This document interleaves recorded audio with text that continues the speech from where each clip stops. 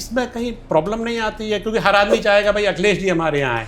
समाजवाद की जब बात होती है तो आज का युवा क्या वाकई समाजवाद को समझता है या खाली ये पॉलिटिकल नैरेटिव बन चुका है समाजवाद? क्या बीजेपी को ये जो यूजीसी मुद्दा था बूमरैंग कर गया? कोई हो दोषी, मैं हो, आप हो, फलाने हो, ढमकाने हो, ए हो, बी हो, सी हो, डी हो, एक्स हो, वाई हो, जेड, कोई हो, कोई भी अगर गलत काम करेगा उसे बचना नहीं चाहिए। और किसी भी कीमत पे कानून का पहला प्रिंसिपल कहता है कि निर्दोष को सजा नहीं होनी चाहिए। पीडीए को लेकर कंफ्यूज नहीं है सपा? मतलब बुलडोजर लेके नहीं निकला जाएगा? पीडीए क्या मैं मानूं आने वाले समय में एक विचारधारा के रूप में चलेगा या ये खाली पॉलिटिकल नैरेटिव है, चुनावी गणित? नहीं ना, बिल्कुल भी नहीं। अच्छा, ये कोई इलेक्शन मैथमेटिक्स नहीं है? नहीं, देखिए इलेक्शन मैथमेटिक्स तो एक अलग काम हो गया, वो तो एक अलग, वो तो जब ये कहा जाता है कि 85% है पीडीए तो नहीं, मैं तो अभी 95 कहा आपको। अच्छा, कॉन्टेक्स्ट की बात होगी ना। हाँ। हम किस कॉन्टेक्स्ट से आ रहे हैं? आप आधी आबादी ले लेंगे तो आधी आबादी हमने पूरी ले ली। उसमें जनता से पूछ लीजिएगा, जाकर के घर के बाहर निकलिएगा और पूछिएगा आज जो सरकार उत्तर प्रदेश में चल रही है क्या वो ब्राह्मणों का सम्मान करता है? तो वो बटुकों की चोटी पकड़ करके और धोती खींचते हुए आपकी फोटो दिखा देगा। इस सरकार ने यहां पहुंचा दी व्यवस्था हमारी और आपकी। बटुकों की चोटी खींच रहे, बटुकों की चोटी नहीं खींचनी चाहिए थे, नहीं खींचनी चाहिए थी, और धोती नहीं खींचनी चाहिए थी। कोई बात नहीं, वक्त आएगा, जवाब मिलेगा।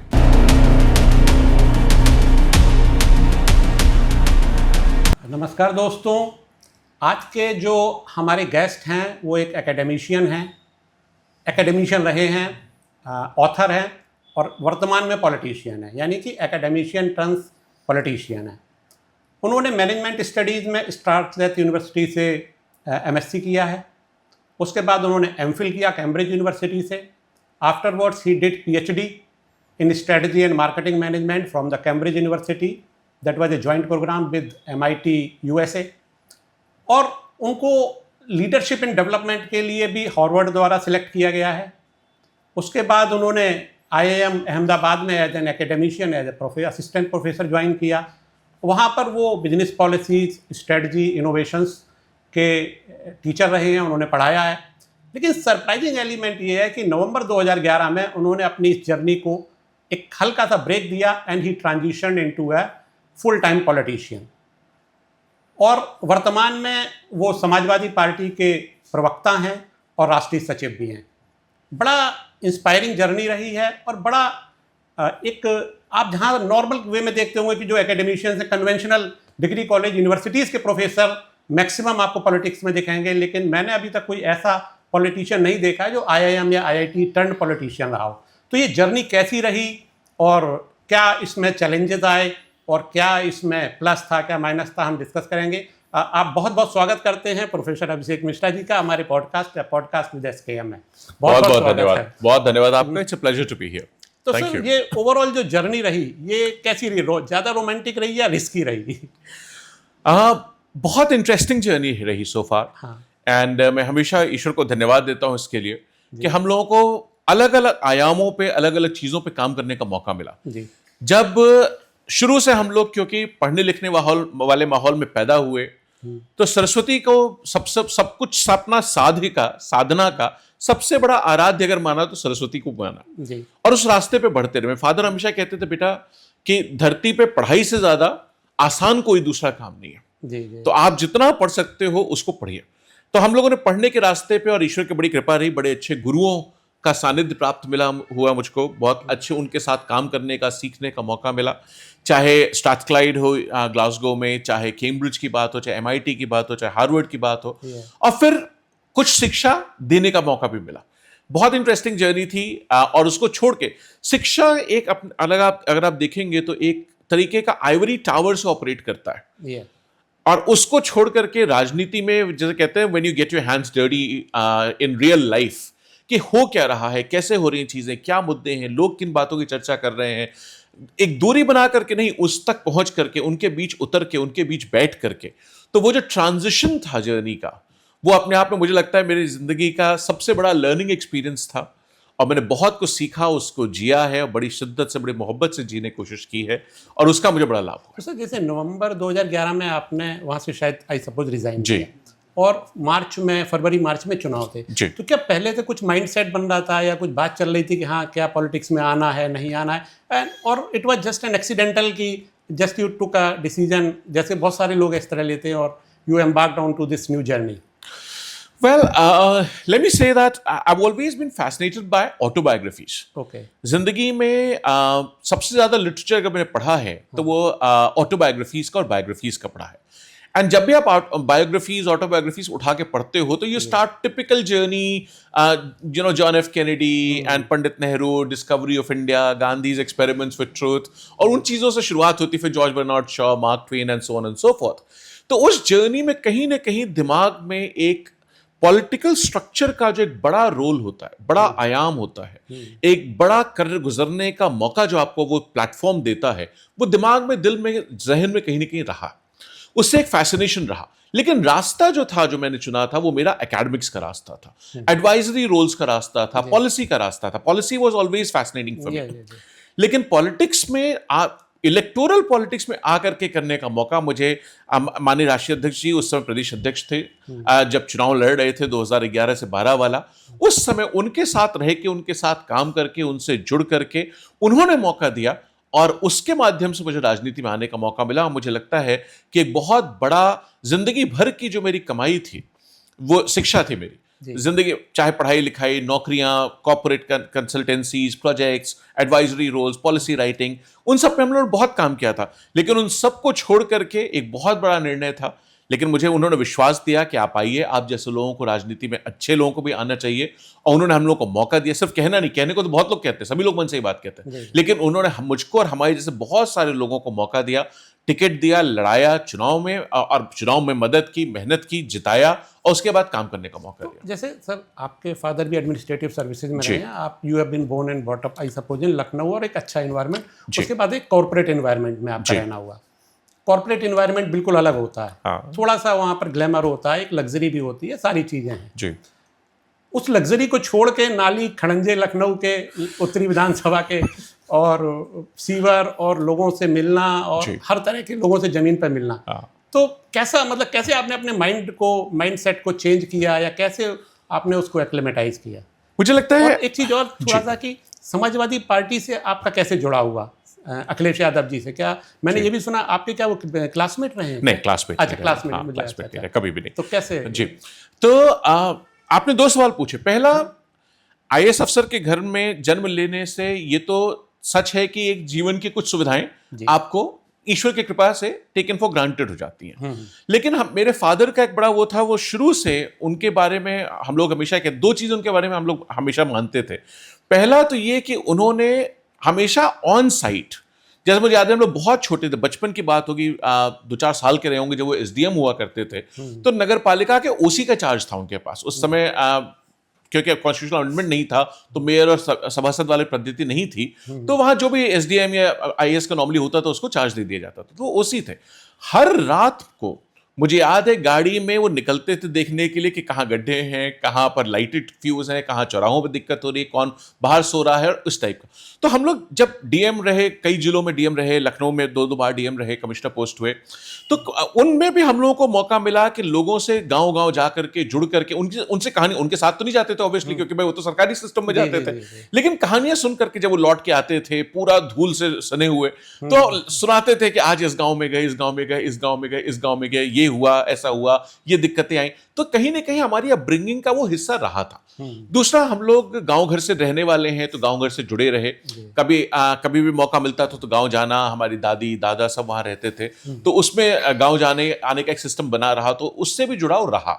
लेकिन ब्यूरोक्रेटिक परिवार से निकल के, क्योंकि हमने पढ़ाई को साधन बनाया, और इंग्लैंड, अमेरिका में पढ़ने का, काम करने का, बड़ी बड़ी कंसल्टिंग, दुनिया की सबसे बड़ी कंसल्टिंग कंपनीज में काम करने का मौका मिला। वो एक ग्लैमर बिल्कुल था, लग्जरी लाइफ थी, आपका एक लाइफस्टाइल अलग होता है, आप अलग लोगों से मिलते हो, सीईओ से, बड़े लोगों से, मिनिस्टर से, चीफ मिनिस्टर से, प्राइम मिनिस्टर से, तो एक आपका काम करने का लेवल, स्पेशली जब आईएम अहमदाबाद हम लोग आ गए, इस देश में आईएम अहमदाबाद का बहुत सम्मान है, बड़ा से बड़ा अधिकारी भी हो, माननीय प्रधानमंत्री जी थे, मनमोहन सिंह साहब प्रधानमंत्री थे उस समय, मुझे याद है, उस मौके पर 2-4 बार मुलाकातें हुई हम लोगों की, तो बहुत बड़े इज्जत से, बड़े सम्मान से, बहुत प्यार से उन्होंने हम लोग कंधे पे हाथ रखा, तो हम लोगों को एक बड़ा वो था। आपने कैबिनेट सेक्रेटरीट के लिए भी वर्क किया? मैंने कैबिनेट सेक्रेटरी भारत सरकार के लिए भी काम किया। जी, छठा वेतन आयोग में मिनिस्ट्री ऑफ होम अफेयर्स और मिनिस्ट्री ऑफ डिफेंस के रिकमेंडेशंस लिखने का मौका मिला उस समय मुझको भी। मेरे साथ वाइफ भी थी उस प्रोजेक्ट में मेरी, उन्होंने भी लिखी उनकी रिकमेंडेशंस। तो हम लोगों ने बहुत काम किया, और उसको छोड़ के मैं आपको ईमानदारी से बताऊं, जब मैं पहली बार चुनाव लड़ने आया और जब मैं मेन रोड छोड़ करके अंदर घुसा गलियों में, मैं उदाहरण दूं, मैं पहली मीटिंग मैंने की फैजुल्लागंज में, और जब फैजुल्लागंज पहुंचे तो मुझे यह विश्वास नहीं हो सकता था कि मेन सड़क से 50 मीटर अंदर सड़कों का, कॉलोनीज का, नालों का, नालियों का, बिजली के खंभों का, मकानों का, सीवर का, वाटर का, सैनिटेशन का, हेल्थ का इतना खराब हाल लखनऊ जैसे शहर में हो सकता है। मतलब you have to see it to believe it. आप सोच नहीं सकते वहां क्या हाल था। न 50 मीटर अंदर, 100 मीटर अंदर न चलने की सड़क थी, सिर्फ गड्ढे गड्ढे थे, सीवर की सड़क पड़ी हुई थी, सीवर नहीं पड़ा था। बहुत बुरा हाल। मेंटली कैसे आपने एडजस्ट किया? मतलब एक माइंडसेट होता है कि आप, मतलब इट वाज एंटायरली डिफरेंट जी। बस ये था कि करना है जी, यू नो, और ये एक मौका था कुछ नया सीखने का। एक जज्बा था कि हमें अगर देश की सच्चाई है और हम अब तक इससे कटे हुए थे, इससे छूटे हुए थे, इसको नहीं जानते थे, तो शायद ये मौका है इस पार्ट को भी आत्मसार करने का, इंटरनलाइज करने का, कंसेप्चुअलाइज करने का और उसके लिए कुछ करने का। एक बहुत बड़ा मौका था। एक चीज मुझे बताइए, आपने जब पॉलिटिक्स में आए तो आपको कौन सी ऐसी चीज थी जिसने सबसे ज्यादा सरप्राइज किया, जो आपने इमेजिन नहीं किया था कि कुछ पॉलिटिक्स में, राजनीति में, क्या ऐसा भी कुछ ऐसा सरप्राइज एलिमेंट रहा आपको पॉलिटिक्स में आने के? बहुत तो नहीं थे, क्योंकि ब्यूरोक्रेसी के परिवार से होने की वजह से पॉलिटिकल इंटरफेस परिवार का रहता है, और क्योंकि मैं शायद बड़ा बच्चा था परिवार में, सबसे बड़ा मैं ही हूं अपने फैमिली में, तो मेरे फादर का हमेशा वो उनके ऑफिस में क्या हो रहा है उसकी एक मोटी मोटी चर्चा, भाई ऑफिस की चीजें तो कोई नहीं बताता, लेकिन जनरल इंटरेक्शंस क्या हैं और मिनिस्टर की मीटिंग में क्या होता है, मुख्यमंत्री जी की जो रिव्यू मीटिंग होती है उसकी तैयारी लोग किस तरह करते हैं, किस लेवल का प्रेशर होता है लोगों पे, क्या परफॉर्मेंस होती है, and so on and so forth. तो वो पर्सपेक्टिव बहुत क्लियर थे। हाँ, जो जिस हालत में देश रह रहा था वो सबसे बड़ा सरप्राइज, एंड शायद सरप्राइज छोटा वर्ड है, शॉकिंग फैक्टर था कि इस तरीके से भी लोग रह रहे हैं, और हमारी डेमोक्रेसी में आज 60 साल 70 साल की आजादी के बाद भी लखनऊ में मेन रोड से 50 मीटर अंदर, 100 मीटर अंदर यह हालत है, तो आप सोच सकते हैं हिंटरलैंड का क्या हाल होगा। अच्छा, तो अखिलेश जी से आपका कैसे जुड़ा हुआ, आपका सपा में आना कैसे हुआ? मेरा बहुत पहले की एक मुलाकातें थी उनसे जी, और काफी उसका बड़ा कारण मेरे फादर थे। फादर की वजह से माननीय नेताजी के यहाँ कभी हम लोग गए तो वहां उनसे मुलाकातें हो गई, और वो मुझे लगता है म्यूचुअल रिस्पेक्ट, म्यूचुअल अफेक्शन की भावना थी उनके साथ, और हम लोग जब भी मिलते थे उनमें एक बहुत बड़ी बात है, एक इंक्विजिटिवनेस है, एक क्यूरियोसिटी है, कुछ करने की, कुछ जानने की, कुछ। तो अगर वो ये जैसे आपसे मिलेंगे अगर और लगेगा आप एक पर्टिकुलर बैकग्राउंड के हैं, आप पॉडकास्ट करते हैं, आपका एक ब्यूरोक्रेसी का बैकग्राउंड है, आप एक सरकारी नौकरी के कॉन्टेक्स्ट से आ रहे हैं, आपके बारे में आपसे सवाल पूछेंगे, आपके बारे में जानना चाहते हो।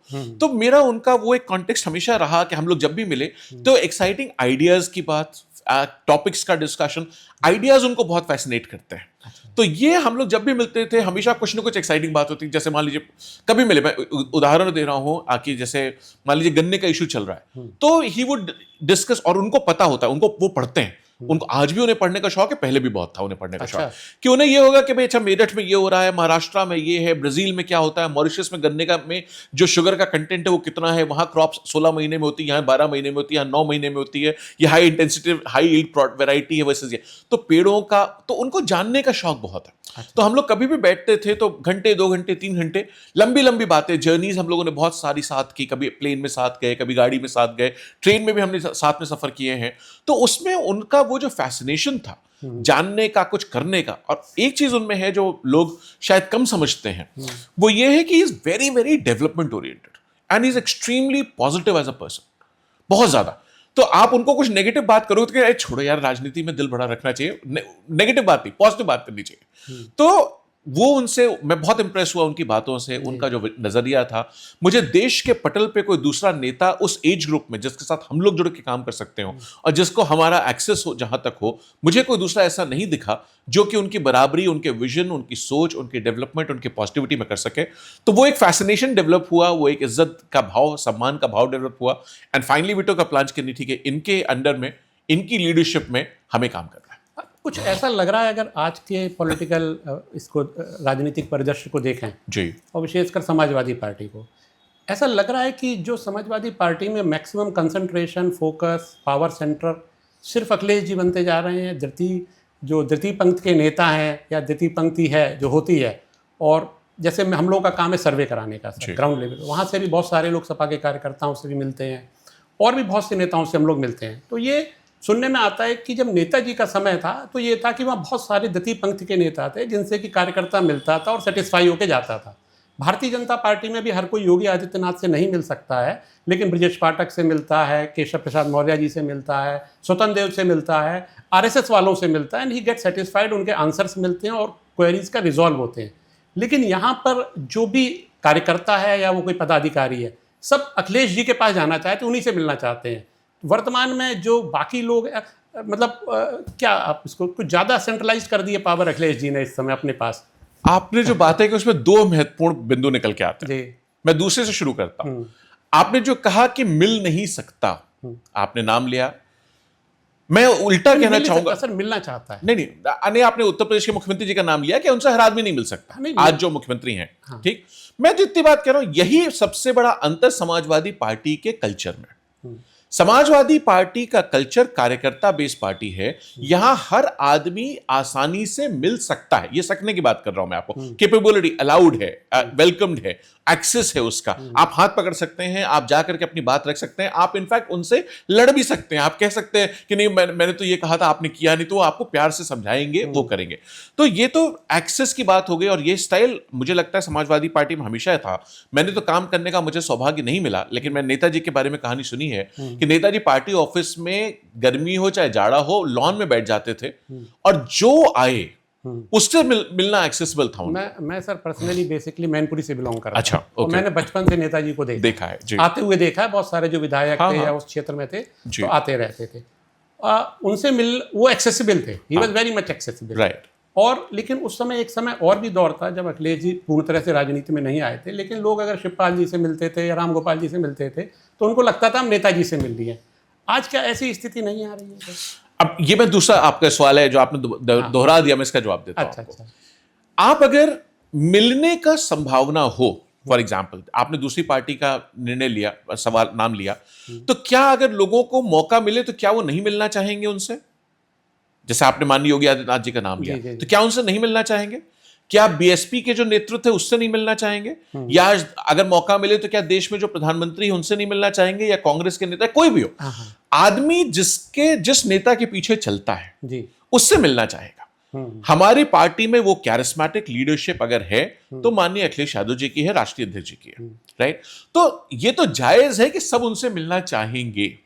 ये अच्छाई है कि वो लार्जली लोगों से मिल लेते हैं। आपका आज नहीं कल, कल नहीं परसों अगर आप जाएंगे, आपकी 100 में 100% मुलाकात निश्चित होगी, आपको बात करने का मौका मिलेगा। फोटो खिंचवाना चाहेंगे तो आपकी फोटो भी खिंच जाएगी। जहां तक सेकेंड लाइन ऑफ लीडरशिप की आपने बात की, होता क्या है, आप कोई भी स्ट्रक्चर देखिए, आप कोई कॉर्पोरेट स्ट्रक्चर उठा के देखिए, आज आप अगर टीसीएस की बात करेंगे, आप कितने लोगों का नाम जानते हैं? विप्रो की बात करेंगे, कितने लोगों का नाम जानते हैं? आप टेस्ला जैसी कंपनी में आप एलन मस्क का नाम तो जानते होंगे, दूसरे किसी का जानते हो तो आप मुझे बता दो। अमेरिका की कैबिनेट में ट्रंप का शायद जानते हो, एक दो का और जानते हो, तीसरे का जानते हो तो नहीं जानते हो। इसका यह मतलब नहीं कि वो काम नहीं कर रही, इसका यह मतलब नहीं है कि लोग उनसे मिल नहीं रहे, इसका यह मतलब नहीं कि वहां नतीजे नहीं निकल रहे, इसका यह मतलब नहीं कि लोगों से मिल करके उनके कम्युनिकेशन चैनल्स और प्रॉब्लम सॉल्व और रिजॉल्व नहीं हो रही। 100% हो रही है, बट शायद आपकी नजर में नहीं है। और बहुत बड़ी बात क्या है ना, आज की तारीख में तो आप जैसे लोगों की वजह से हमारी बात पहुंच जा रही है, वरना जो मेन स्ट्रीम मीडिया का हाल हो गया है, वो मेन स्ट्रीम मीडिया सिर्फ हमारे खिलाफ नैरेटिव चलाना चाहता है, हमारी बात, सच्चाई, अच्छाई लोगों तक पहुंचाना ही नहीं चाहता। अच्छा सर, जैसे चुनाव का समय आता है तो 402 सीट है, हर प्रत्याशी चाहता है कि भाई जो मेन नेता है वो हमारे पास है, लेकिन मेन नहीं आ पाता है तो सेकंड लाइन एक तैयार होती है, जिसका एडवांटेज जो नेशनल लेवल की पार्टीज हैं उनको मिलता है जी। तो क्या इसमें कहीं प्रॉब्लम नहीं आती है? क्योंकि हर आदमी चाहेगा भाई अखिलेश जी हमारे यहाँ आए, अगर उनको ये लगेगा कि हाँ he can be replicated by some other second line also, और उसका भी जैसे शिवपाल जी हैं, राम गोपाल जी हैं और भी आपके जो वरिष्ठ नेता हैं, तो इससे भाई एक आदमी की कैपेसिटी है, वो कितना करेगा। चलिए मैं मानता हूँ कि उनका एक ऑरा है, वो राष्ट्रीय अध्यक्ष हैं, हर आदमी चाहेगा कि राष्ट्रीय अध्यक्ष आए, लेकिन इससे फिर आपको मैनेजमेंट में कोई इशू नहीं होता? क्योंकि सर आप तो मतलब संगठन भी देख रहे हैं। नहीं, मैं आपको बता रहा हूँ, इसमें चाहेगा जायज है, उसकी चाहत की जायज होने में कोई सवाल नहीं, कोई बुराई नहीं, कोई गुनाह नहीं, ठीक, बिल्कुल चाहेगा और चाहना भी चाहिए। और ये राष्ट्रीय अध्यक्ष जी कोशिश करते हैं कि अगर 403 जगह जाना है तो 403 जगह वो जाएं, ये वो कोशिश करते हैं। लेकिन इसके अलावा हमारे पास एक बहुत strong mature second line of leadership है। आपने हमारे लीडर्स का नाम लिया, माननीय शिवपाल जी हैं, माननीय प्रोफेसर साहब हैं, माननीय आजम साहब हैं, माननीय बहुत सारे नाम हैं जो मैं ले सकता हूं। तो माननीय सांसद जी हैं हमारी, आदरणीय डिम्पल जी। तो बहुत सारी एक सेकंड लाइन ऑफ लीडरशिप है, थर्ड लाइन ऑफ लीडरशिप है, फोर्थ लाइन ऑफ लीडरशिप है, 10th लाइन ऑफ लीडरशिप है, जो अपना अपना काम करती है, अपने अपने तरीके से करती है। ये बात हो सकती है कि मीडिया उनको उतना दिखाता ना हो, आप जैसे साथियों को वैसे थोड़ा बहुत हम लोग दिख जाते हैं, बाकी मेन मीडिया की कहानी आप उससे बेहतर जानते हैं। जो जिस तरीके की फंडिंग सरकार कर रही है, शायद हमको और आपको शिकायत भी नहीं करनी चाहिए। वैसे समाजवादी पार्टी में अखिलेश जी के बाद सेकंड इन कमांड कौन है? डिम्पल जी या शिवपाल जी या राम गोपाल जी? देखिए, मैं आप सवाल जो हमारा आपका है, हाँ, ये है, ये वो वाला सवाल हो गया कि जैसे प्रभु श्री कृष्ण ने जो विराट रूप दिखाया, उस रूप में आपने देखा सब सन्निहित है उस रूप में। तो राष्ट्रीय अध्यक्ष किसी भी पार्टी का हो, हाँ, उसके स्वरूप में सभी सन्निहित रहते हैं, और उस स्वरूप को अलग अलग करना, उसको ये कहना। अब आपने कृष्ण के जो स्वरूप दिखते हैं, हमने आपने श्रीमद् भागवत गीता में देखा है, या पुराणों में देखने को मिलता है, या आजकल कैलेंडर्स और सोशल मीडिया पे देखने को मिल जाता है, उसमें आप कौन सा चेहरा अलग कर सकते हैं? कोई भी नहीं। सब उनमें निहित है और सबका अपनी अपनी महत्ता है, सभी हैं और सब उनमें है। क्योंकि वो जो हिंदुइज्म का कॉन्सेप्ट है ना, जहां हम सनातन धर्म की बात करते हैं, अनेकता में एकता और एकता में अनेकता, तो किसी भी पॉलिटिकल स्ट्रक्चर में मुझे लगता है ये कॉन्सेप्ट सच होता है, किसी लीडरशिप के कॉन्टेक्स्ट में सच होता है, जहां डिफाइंड पोजीशंस ना हो। भाई आप जैसे डिफाइंड पोजीशन की बात आप करेंगे तो उसकी हायरार्की है। एक राष्ट्रीय अध्यक्ष है, उसके बाद हमारे यहाँ राष्ट्रीय उपाध्यक्ष हैं, राष्ट्रीय महामंत्री हैं, राष्ट्रीय प्रभारी महामंत्री हैं, राष्ट्रीय उसके मंत्री हैं, राष्ट्रीय सचिव हैं, and so on and so fourth, सदस्य हैं। बाकी पूरी एक हायरार्की है, राइट डाउन टू दी एक एक बूथ के लेवल तक की। अभी एक तो फॉर्मल हायरार्की होगी, हाँ, लेकिन जो इनफॉर्मल है, मैंने आपको उसका अभी आपने सनातन की बात की जी, माननीय अखिलेश जी भी अब धीरे धीरे सनातन की बात करने लगे हैं। हाल ही में अवमुक्तेश्वरानंद जी का जो प्रकरण हुआ, उस पर वो बड़ा खुल के सामने आए, और उन्होंने कहा कि जहाँ साधु संतों का अपमान होगा वो देश कभी तरक्की नहीं करेगा, और उन्होंने खुल के इस बात को कहा और उनके समर्थन में आए। परसों भी मैं देख रहा था पार्लियामेंट में जब बात चल रही थी, तो उन्होंने बताया गंगा माँ हमारी वो हैं, दूषित हैं। क्या कुछ समाजवादी पार्टी सॉफ्ट हिंदुत्व की तरफ ट्रांजिशन हो रहा है क्या, ये माना जाए इससे? क्योंकि पहले ये कभी देखा नहीं गया कि इतना ओपनली और इतना कैटेगोरिकली अखिलेश जी ने कभी इस तरह की पब्लिक फोरम पर या इतना अपने उसमें बात की। तो क्या हम मान सकते हैं कि समाजवादी पार्टी सॉफ्ट हिंदुत्व की तरफ उनका ट्रांजिशन है? मुझे आश्चर्य है कि आपने सवाल पूछा। जी। दिक्कत क्या है ना, हम लोग ध्यान नहीं देते, हम लोग डेटा पे नहीं जाते, हम फैक्ट्स पे। क्योंकि शायद भारतीय जनता पार्टी ने जो हिंदू मुसलमान को बांटने की राजनीति की, उससे पहले शायद यह मुद्दा ही नहीं था, इसलिए आपका ध्यान नहीं गया। लेकिन अगर आप याद करें तो जब माननीय राष्ट्रीय अध्यक्ष जी उत्तर प्रदेश के मुख्यमंत्री थे, उस वक्त पे भगवान हनुमान जी की सबसे बड़ी प्रतिमा सैफई में उन्होंने लगवाई और उसका पूजन किया, और उसका हम सब लोगों ने उसमें पहुंचे थे, हम सब लोगों ने उसमें उपस्थिति दर्ज की, प्रसाद ग्रहण किया, और वहां से लेकर के आज तक उस पर पूजा पाठ होती है। उत्तर प्रदेश के मुख्यमंत्री आवास में मंदिर बनाना, और जहां रोज पुजारी आता था, जिसका प्रसाद मुझे लगता है सैकड़ों बार मैंने ग्रहण किया, सैकड़ों बार, राइट। वो अगर शुरुआत किसी ने की, किसी और ने नहीं की, उसकी शुरुआत अगर किसी ने की तो माननीय अखिलेश यादव जी ने की। आज मंदिर बनाने की जो बात है, जो कन्या पूजन की बात है, व्रत रखने की बात है, वो आज की है। मुझे तो ये सवाल ही नहीं समझ में आता कि अब करने लगे हैं का क्या मतलब। हमेशा से था, कब नहीं था? कभी कैमरे नहीं करना एक अलग चीज नहीं, कैमरे पे था। आप हनुमान जी की मूर्ति को जाकर के देखिए ना, पूरे कैमरे पे है। जी जी, वो है। उसमें कैमरे से ज्यादा क्या होगा? हाँ। कौन सा ऐसा हमारा कार्यक्रम शुरू हुआ, कौन सा वो शुरू हुआ जिसमें पहले भगवान का पूजन ना होता हो? तो ये तो कहने वाली बात, ये सवाल निराधार है, सवाल गलत है, और ये सवाल कहीं ना कहीं आज के, क्योंकि कॉन्टेक्स्ट ऐसा है इसलिए आपके मन में आया, अदरवाइज फैक्चुअली इनकरेक्ट। अच्छा, आपका एक जो मैं देख रहा था बेसिक इंटरेस्ट ड्यूरिंग एकेडमिक्स रहा है ऑर्गेनाइजेशनल थ्योरी। हाँ, ओटी। जब आप कॉर्पोरेट ऑर्गेनाइजेशनल थ्योरी को देखते हैं और जब हम यहाँ संगठन को देखते हैं पॉलिटिक्स में जी, तो क्या वो सारी की सारी थ्योरीज यहाँ अप्लाई होती है, यहाँ कुछ अलग उसका रूप है? कोई भी थ्योरी हो वो कॉन्टेक्स्ट डिपेंडेंट होती है। तीनों पे बता। एक तो ये हो गया, दूसरा आपका मैं देखता था leadership and strategy, market management. तो वो भी क्या कॉर्पोरेट लीडरशिप और जो ये लीडरशिप में इसमें कुछ अंतर है? थोड़ा तीनों के concept, leadership, strategy and innovation, 3 subjects मेरे मेन कोर्स रहे हैं, and OT, organisation theory, industrial economics मेरा सब्जेक्ट रहा है। तो उस पर्सपेक्टिव से आप देख, कोई भी थ्योरी वो हमेशा कॉन्टेक्स्ट डिपेंडेंट होती है। चाहे लीडरशिप हो, चाहे स्ट्रैटेजी हो, चाहे इनोवेशन हो, चाहे हायरार्की हो, चाहे कम्युनिकेशन हो, बिहेवियर हो, फ्लोज की बात हो, प्रोसेसेस की बात हो, स्टैंडर्डाइजेशन की बात हो, benchmark, any concept you pick up, financing की बात हो, बजटिंग की बात हो, जहां भी फॉर्मलाइज्ड अथॉरिटी है वहां पर फॉर्मलाइज्ड एलोकेशन ऑफ रिस्पॉन्सिबिलिटी होगी, फॉर्मलाइज्ड रिसोर्स एलोकेशन की पावर्स होंगी, फॉर्मलाइज्ड डिसीजन मेकिंग की पावर्स होंगी, और एक स्ट्रक्चरल सिस्टम होगा। जैसे कि एडीएम है तो एसडीएम से ऊपर होगा, सीडीओ है तो उससे ऊपर होगा, डीएम है तो उससे ऊपर होगा, कमिश्नर है तो उससे ऊपर होगा। इसी तरह आप कॉर्पोरेट सेक्टर में आ जाए, भाई हम लोगों ने आईआईएम अहमदाबाद में काम किया है, हमारा एडमिनिस्ट्रेटिव काम में हमारा डायरेक्टर हमसे ऊपर था, जितने जो भी काम था, एकेडमिक काम में मैं सबसे ऊपर, जो फैकल्टी है he is the top boss है, उसमें एकेडमिक काम में कोई इंटरवेंशन, वो आईआईएम अहमदाबाद का सिस्टम।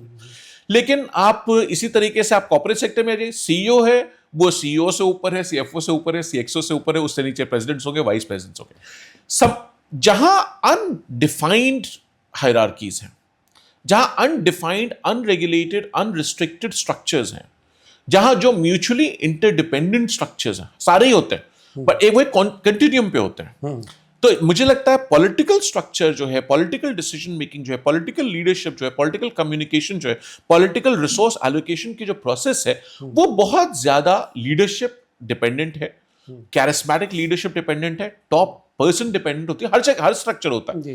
भाई उत्तर प्रदेश में ही अभी आप देखेंगे 2027 में समाजवादी पार्टी का मुख्यमंत्री आ जाएगा तो आपको अंदर साफ दिखाई पड़ने लगेगा, काम होने लगेगा, धर्म और जाति की बात नहीं होगी, हिंदू मुसलमान लड़ाने की बात नहीं होगी, बंटवारे की बात नहीं होगी, देश को अलग थलग करने की बात नहीं होगी, कुर्ते पजामे की बात नहीं होगी, कौन क्या खा रहा है इसकी बात नहीं होगी, काम की बात होगी, शिक्षा की बात करेंगे, स्वास्थ्य की बात करेंगे, सुरक्षा की बात करेंगे, महिलाओं की बात करेंगे, बच्चियों की बात करेंगे, बेटियों की बात करेंगे, लैपटॉप की बात करेंगे, कंस्ट्रक्शन के काम बात करेंगे, एक्सप्रेसवे की बात करेंगे, बिजली की बात करेंगे। ये नहीं कि हिंदू मुसलमान क्या कर रहा है, उससे नहीं होगा। तो हर जगह वो अंतर होता है, पॉलिटिक्स में थोड़ा ज्यादा है क्योंकि ये इनफॉर्मल स्ट्रक्चर्स है।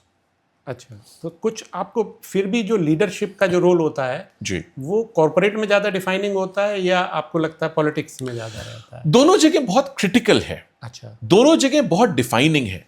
यहां डिपेंड करेगा पॉलिटिकल पार्टी के सर्वाइवल पे, और कॉर्पोरेट सेक्टर में कॉर्पोरेट की सर्वाइवल पे डिपेंड करेगा। अगर टॉप मैन की लीडरशिप से उसकी जो डिसीजन मेकिंग, उसकी जो रिसोर्स एलोकेशन प्रोसेस है, उसकी जो बजटिंग प्रोसेस है, उसकी जो एडवाइजरी प्रोसेस है, वो बहुत महत्वपार्ण प्रोसेस है।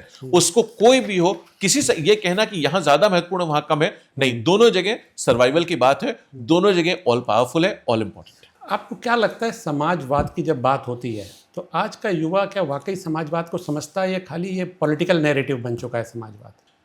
देखिए, आपने बहुत गंभीर सवाल पूछा। समाजवाद का अर्थ क्या है? पहले तो यह है कि जो लोग व्यवस्था चला रहे हैं, पहले उनको समझने की जरूरत है। हमारी पॉलिटिकल लीडरशिप, हमारी bureaucratic leadership, judicial leadership, corporate leadership, societal leadership, उनको समझने की जरूरत है कि समाजवाद है क्या। समाजवाद की पार्टी का नाम नहीं है समाजवादी पार्टी, एक थॉट प्रोसेस, एक विचारधारा, एक आइडियोलॉजी, वो विचारधारा जो सबकी समानता की बात करती है, इक्वालिटी ऑफ अपॉर्चुनिटी की बात करती है, इक्वालिटी ऑफ एक्सेस की बात करती है, लोगों को इकट्ठा करने की बात करती है, जोड़ने की बात करती है, एक एक मोती चुन करके एक माला पिरोने की बात करती है, वो समाजवाद है। क्या लोग समझते हैं?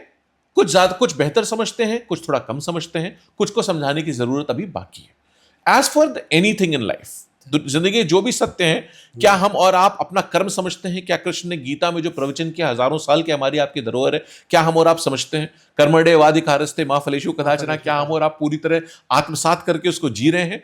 शायद कुछ लोग हमसे बेहतर जी रहे हो और शायद हम बहुतों से बेहतर जी रहे हो। तो एजुकेशन में, लर्निंग में, सीखने में, समझने में सबसे बड़ी अच्छाई है, आप जहां भी खड़े हैं आप हमेशा उससे बेहतर कर सकते हैं। अभी हाल ही में एक बड़ा बर्निंग इशू हुआ है, यूजीसी का मुद्दा हुआ, जी, जिसमें 2012 से 2026 में जो नया यूजीसी एक्ट आया उसमें ओबीसी कम्युनिटी को भी शामिल किया है। जी, सरकार बीजेपी की है। जी, आपको लगता है कि जो समाजवादी पार्टी अपना पीडीए मूवमेंट चला रही है, पिछड़ा, दलित और अल्पसंख्यक, उससे हम अभी बाद में आएंगे, लेकिन उससे क्या पिछड़ों को छीनने की एक कवायद थी यूजीसी का जो नया कानून लाया गया है? क्या पी को, समाजवादी पार्टी के पी को उड़ाने का प्रयास था बीजेपी का, जो इसमें इन्होंने?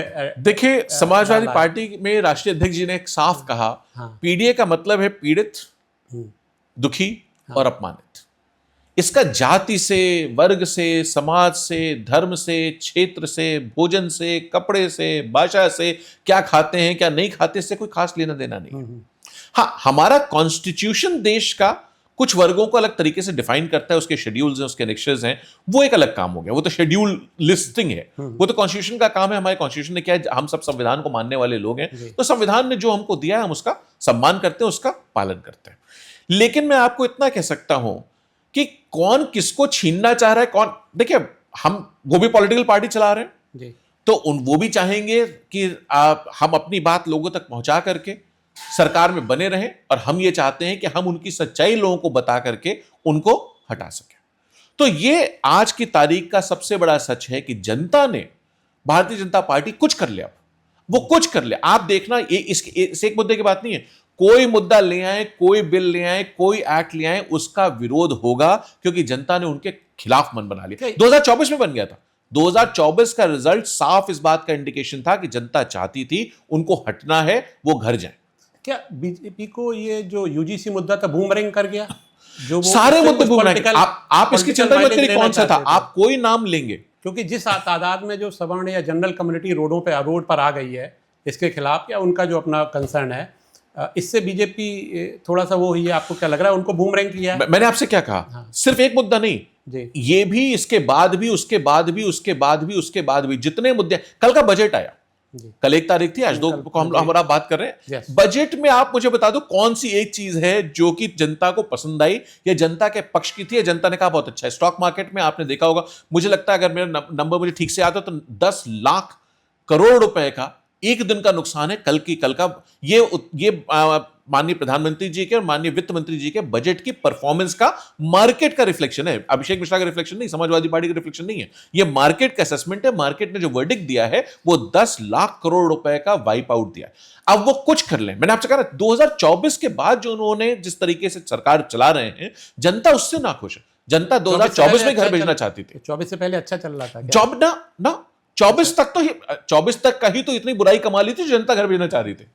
अच्छा, एक चीज, ये तो 19 ही हार जाते, ये तो मैं आपसे आज कह रहा हूं, 19 ही इनको हारना था। जिस तरीके की इनकी परफॉर्मेंस थी, जो काम था, जिस तरीके से, जिस स्वभाव से चला रहे थे, ये 2019 ही हारते बुरी तरीके से। लेकिन वो तो एक ऐसी घटना हो गई जिसमें राष्ट्रभक्ति का मुद्दा आ गया, तो लोगों ने उस समय उस भावना में जाकर के वोट दे दिया। वरना 2019 बुरी तरह हारते, ये 2024 हारे हैं। इनको सच पूछे, अगर नैतिकता होती तो घर चले जाते। जो लोग 400 सीट की बात कर रहे थे, 400 पार अब की, वो उन्हें 200-250 सीट नहीं मिली। अगर नैतिकता जरा होती, जरा भी शर्म होती, तो वो लोग चले जाते, लेकिन अब नहीं है, तो क्या करिएगा। यूजीसी की बात चल रही थी तो अखिलेश जी ने कहा कि निर्दोष फंसे नहीं और दोषी बचे नहीं। दोषी बचे नहीं, निर्दोष फंसे नहीं। हाँ, दोषी बचे नहीं, निर्दोष फंसे नहीं, और निर्दोष फंसे नहीं। बिल्कुल ठीक बात। वहीं आपके जो राष्ट्रीय महासचिव राम गोपाल यादव जी कह रहे थे ऑन कैमरा कि ये जो भी यूजीसी का विरोध कर रहे हैं, अगर जो यूजीसी के पक्ष में है 85%, वो अगर सड़कों पर उतर आए तो इन लोगों का पता नहीं चलेगा। आपको नहीं लगता है कि आपके राष्ट्रीय अध्यक्ष का जो बयान था वो तो बहुत संतुलित था और देशहित में था, और आपके महासचिव का जो बयान था वो बड़ा आक्रामक था और गैर जिम्मेदाराना था? कि आप जब थ्रेटन करोगे कि 85% सड़क, क्या एक राजनेता जो इतने लंबे समय से है, क्या उसको इस तरह का वक्तव्य देना चाहिए? और वो भी प्रोफेसर हैं, वो तो सभी तरह के बच्चों को पढ़ाते थे एकेडमिक्स में। आप देखिए, कोई भी कानून हो जी, देश में, दुनिया में, कहीं भी कोई नियम बनेगा, कोई कानून आएगा, कोई संविधान का संशोधन होगा, कोई एक्ट बनेगा, कोई स्टैंडर्ड ऑपरेटिंग प्रोसीजर, उनका एक ही सबसे बड़ा प्रिंसिपल जो है वो है फेयरनेस ऑफ जस्टिस। तो फेयरनेस ऑफ जस्टिस पे राष्ट्रीय अध्यक्ष जी ने सारी बातें खत्म कर दी एक बयान देकर के। जो देखिए, जब लीडर कोई बात, अप्रिशिएट दैट, जब राष्ट्रीय अध्यक्ष जी कोई बात कहते हैं, that is the final word. So मैं इस डिबेट पे नहीं जाऊंगा, लेकिन ये बात जब उन्होंने कह दी कि दोषी बचे ना, कोई हो दोषी, मैं हो, आप हो, फलाने हो, ढमकाने हो, ए हो, बी हो, सी हो, डी हो, एक्स हो, वाई हो, जेड, कोई हो, कोई भी अगर गलत काम करेगा उसे बचना नहीं चाहिए। और किसी भी कीमत पे कानून का पहला प्रिंसिपल कहता है कि निर्दोष को सजा नहीं होनी चाहिए, भले ही दूसरी बात हो जाए। तो ये निश्चित रूप से राष्ट्रीय अध्यक्ष ने जो कहा वो उन्होंने समअप किया था। समाजवादी पार्टी की सोच और भावना वही है। तो नहीं, लेकिन जो राम गोपाल जी का वर्डिंग्स थे कि भाई बचेंगे नहीं, इस तरह को थ्रेटनिंग था। आप राष्ट्रीय अध्यक्ष जी का बयान आपने सुना ना? नहीं, मैंने कई बार सुना, जो लेकिन मुझे बड़ा अफसोस हुआ वो बयान भी सुन के उनका। नेताजी के मुंह से कभी आज तक ऐसे शब्द कभी नहीं निकले। मैंने कहा मुझे सौभाग्य नहीं मिला नेताजी के साथ काम करने का। तो मैं उस दौर में न राजनीति में था, ना मैं देश में था, ना मुझे कॉन्टेक्स्ट था बहुत, न उत्तर प्रदेश का मीडिया बहुत फॉलो कर पाता था उस समय। लेकिन ये है कि आज की तारीख में राष्ट्रीय अध्यक्ष जो कहा है उसी विचारधारा पे हम कहा। अच्छा, जब एक चीज बात हम करते हैं पीडीए की, ये 2023 से पीडीए समाजवादी पार्टी, उससे पहले भी था लेकिन जो प्रोमिनेंटली आया, घोसी विधानसभा का चुनाव था, वहाँ से पीडीए का जन्म हुआ धीरे धीरे, और उसने अपना एक रूप लिया। शुरू में पिछड़े, दलित और अल्पसंख्यक ये माना गया पीडीए। आपने बताया पीड़ित, दुखी और अपमानित। फिर उसके बाद डिफरेंट जो स्टेजेज हैं या विभिन्न मंचों पर जो आपके राष्ट्रीय अध्यक्ष अखिलेश जी हैं, उन्होंने ए में अगड़े भी जोड़ा, उन्होंने आदिवासी भी जोड़ा और भी चीजें जोड़ा, आधी आबादी भी जोड़ा। मैं तो पीडीए का सिंपल फॉर्मूला कहता हूं, पीडीए का मतलब Pandit Abhishek Mishra. That's final, that is a better option. Thank you. तो कुछ अभी खैर प्लान डेवलपमेंट और असेंट भी चला है। प्लान डेवलपमेंट एसेंट हमने विजन इंडिया का फॉर्मूला है, उस पर हम लोग अभी आएंगे। That is my. कुछ ऐसा नहीं लग रहा है कुछ पीडीए को लेके कंफ्यूज नहीं है सपा ना? अच्छा, इसमें कंफ्यूजन कहाँ है? कभी पीडीए में कुछ तो जनता बड़ा कंफ्यूज है कि ये पीड़ित और दुखी और वो अपमानित हैं या पिछड़े दलित अल्पसंख्यक हैं या क्या हैं। तो कई डेफिनेशंस पीडीए की जनरेट हो रही है। हमने आपने सेट थ्योरी पढ़ी थी जी। तो अगर जो पीड़ित है, जो दुखी है, जो अपमानित है, वो कोई व्यक्ति ही होगा, बिल्कुल, चाहे पुरुष हो चाहे महिला हो, और वो किसी न किसी जगह उसने जन्म लिया होगा, किसी क्षेत्र का होगा, कोई भाषा बोलता होगा, किसी धर्म का होगा, किसी को मानने वाला होगा, किसी जात में जन्म लिया होगा, हो सकता है ना भी मानने वाला हो। बहुत लोग देश में ऐसे भी हैं जो नहीं मानते, ना धर्म को मानते हैं, ना जात को मानते हैं, लेकिन किसी न किसी कैटेगराइजेशन में होगा। तो ये सारे सबसेट्स हैं, ये ओवरलैपिंग सेट थ्योरी के जो A union B union C हम लोग पढ़ते थे, तो इनमें कोई अंतर नहीं है, इनमें कोई कंफ्यूजन नहीं है, इनमें कोई बदलाव नहीं है, इनमें कोई बहकाव नहीं है। ऐसा तो नहीं समय के साथ साथ इसमें चेंज करा जा रहा है कि हाँ भाई? नहीं, समय के जो सवाल पूछा गया, जो उस समय जो कॉन्टेक्स्ट होगा उसके हिसाब से मुझे लगता है राष्ट्रीय अध्यक्ष ने जवाब दिया होगा। बाकी इसमें कहीं कोई कंफ्यूजन है, बदलाव नहीं है, कोई बहकाव नहीं है। हमेशा समाजवादी पार्टी ने, मैंने आपसे कहा ना, समाजवाद का मतलब क्या है? Equality of opportunity and equality of access. जो ये फॉर्मूला है ये भी वहीं से निकला। और निकला कहां से था? निकला, आप याद करिए, राष्ट्रीय अध्यक्ष ने पहली बार जब इसको इस्तेमाल किया था, उन्होंने कहा था वो एनडीए चला रहे हैं, एन नेगेटिव होता है, हम प्रोग्रेसिव लोग हैं तो हम पीडीए चलाएंगे। तो उन्हीं लोगों से चाहे कोई भी बात हो, हमेशा जिन लोगों को इक्वालिटी ऑफ अपॉर्चुनिटी नहीं मिली, एक्सेस नहीं मिला, उनको दबाया गया, चाहे वो अगड़ा हो, चाहे वो पिछड़ा हो, चाहे वो गरीब हो, चाहे अल्पसंख्यक हो, चाहे बौद्ध हो, चाहे जैन हो, चाहे पारसी हो, चाहे सिख हो, चाहे ईसाई हो, चाहे हिंदू हो, चाहे मुसलमान हो, चाहे कोई भी हो, चाहे आदिवासी हो, अलग लोगों को मानता हो ना मानता हो धर्म को, समाजवादी पार्टी सबके साथ है। और सिर्फ वो 5% लोग, कल भी आप देखेंगे बजट में उन्होंने कहा पूरा बजट सिर्फ 5% लोगों के लिए बनाया गया देश में। उन 5% के अलावा जो 95% की बात है वो हमारी बात है, हम उसको जोड़ के चलते हैं। वो 5 में भी जातियां नहीं है, वो 5 क्लास हो गया है, वो 5 हो गया है जो इन 95 के ऊपर पैर रख करके अपनी जेब भरना चाहता है। तो क्लासिफिकेशन वहां भी वो है। पीडीए क्या मैं मानूं आने वाले समय में एक विचारधारा के रूप में चलेगा या ये खाली पॉलिटिकल नैरेटिव है, चुनावी गणित? नहीं ना, बिल्कुल भी नहीं। अच्छा, ये कोई इलेक्शन मैथमेटिक्स नहीं है? नहीं, देखिए इलेक्शन मैथमेटिक्स तो एक अलग काम हो गया जी। वो तो एक अलग, वो तो जब ये कहा जाता है कि 85% है पीडीए, तो नहीं, मैं तो अभी 95 कहा आपको। अच्छा, कॉन्टेक्स्ट की बात होगी ना, हम किस कॉन्टेक्स्ट से आ रहे हैं। आप आधी आबादी ले लेंगे तो आधी आबादी हमने पूरी ले ली। उसमें लोहिया जी जो कहा करते थे उसमें पूरी की पूरी आधी आबादी जोड़ करके चलते थे, सारी महिलाओं की बात करते थे। अच्छा, अगर पीडीए फेल होता है तो प्लान बी क्या है समाजवादी पार्टी का? नहीं, देखिए कुछ चीजें ऐसी होती है इसमें प्लान बी नहीं होता जी, ना बी, ना सी, ना डी, ना ई। पीडीए हमारी विचारधारा है। मैंने आपसे कहा ना, एक एक मोती पिरो करके माला बनाने के जो कला है, उस अध्ययन में, उस साधना को साध्य जो है वो पीडीए। हम सबको जोड़ करके साथ रख के एक थाली में लोग बैठ करके खाना खा सकें, उस भावना को लेके पीडीए का फॉर्मूला नाम दिया गया है। पीडीए के पीछे कोई प्लान बी, कोई प्लान सी, प्लान डी नहीं है, एक अकेला है। और ये हमारी विचारधारा है, ये हमारा सोचने का तरीका है, इससे हम हटने वाले नहीं। अब आपने तो खैर अक्रॉस द ग्लोब आप की नोट स्पीकर भी रहे हैं, आपने बहुत सारे कंसल्टेशंस भी दिए और आपका एक बृहद अनुभव है जी। आज पिछले कुछ सालों से जो ये पॉलिटिक्स में नैरेटिव चल रहे हैं, पिछड़े, दलित, अल्पसंख्यक, आपको लगता है आने वाले समय में कभी ये ख़त्म होकर डेवलपमेंटल नैरेटिव्स ज़्यादा इफ़ेक्टिव होंगे रादर? एंड दूसरा, अगर पिछड़े का नैरेटिव चल रहा है तो ये कभी पिछड़े अगड़े बनेंगे कि नहीं बनेंगे?